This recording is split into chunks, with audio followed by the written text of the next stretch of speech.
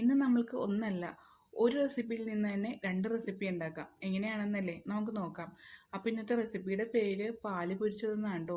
ഒരു പാൽ പുഡിങ്ങുമുണ്ട്, ഒരു പാല് പൊരിച്ചതുമുണ്ട്. അപ്പോൾ അതിനായിട്ട് എന്തൊക്കെ വേണമെന്ന് നോക്കാം. നമുക്ക് 1/2 കപ്പ് പഞ്ചസാര പൊടിച്ചാണ് ഞാൻ ചേർക്കുന്നത്, 1/2 കപ്പ് കോൺഫ്ലവർ, 1 കപ്പ് പാല്. ഇത് കുറച്ച് കൂടുതൽ ഉണ്ടാക്കിക്കോട്ടോ. ഇതിപ്പോൾ നമ്മൾ കൂടുതൽ വേണമെങ്കിൽ ഇതിന് ഡബിൾ ആയിട്ട് എടുത്താൽ മതി. കൂടുതൽ ഉണ്ടാക്കണമായിരിക്കും നല്ലത്. കാരണം ഇതിപ്പോൾ ഉണ്ടാക്കി വന്നപ്പോൾ ഞാൻ വിചാരിച്ചു കുറച്ചുകൂടി കൂടുതൽ ഉണ്ടാക്കാമെന്ന്. അപ്പോൾ നമ്മൾ കുറച്ച് ഏലക്കായ പൊടിച്ചതും കൂടി ചേർത്ത് കൊടുക്കാം കേട്ടോ.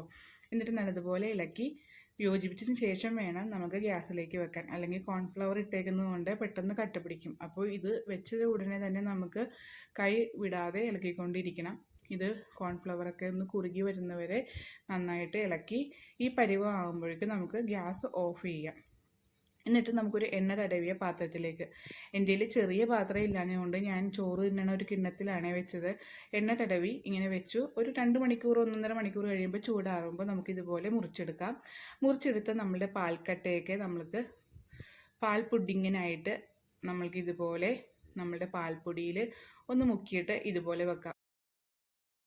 അപ്പം നമ്മളുടെ സോഫ്റ്റ് ആയിട്ടുള്ള പാൽ പുഡിങ് റെഡി ആയിട്ടുണ്ട്. അപ്പോൾ ഇത് ഒരു റെസിപ്പിയാണ്. ഇനി നമ്മൾക്ക് അടുത്ത റെസിപ്പി എങ്ങനെയാണെന്ന് നോക്കാം. ഇത് കാണുമ്പോൾ തന്നെ വല്ലാത്തൊരു ഭംഗിയാണ് കേട്ടോ. കഴിക്കുമ്പോഴാണെങ്കിൽ പറയേ വേണ്ട, വളരെ ടേസ്റ്റാണ്.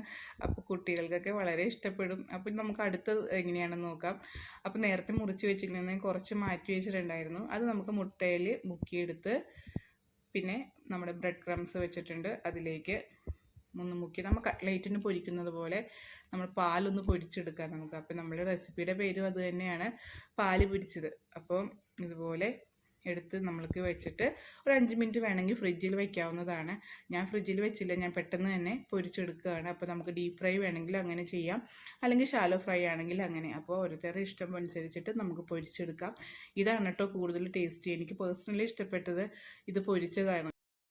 ഇതിൻ്റെ പുറമെ ഇങ്ങനെ ക്രിസ്പി ആയിട്ടിരിക്കും, ഉള്ളിലാണെങ്കിൽ പാലിൻ്റെ ആ ഒരു സോഫ്റ്റ്നെസ്സും ഒരു വെറൈറ്റി ടേസ്റ്റാണ്. അപ്പോൾ ഒരു പ്രാവശ്യം ഇത് ഉണ്ടാക്കി നോക്കിയാൽ നമ്മൾ വീണ്ടും വീണ്ടും ഉണ്ടാക്കാൻ തോന്നുന്ന ഒരു റെസിപ്പിയാണ് കേട്ടോ.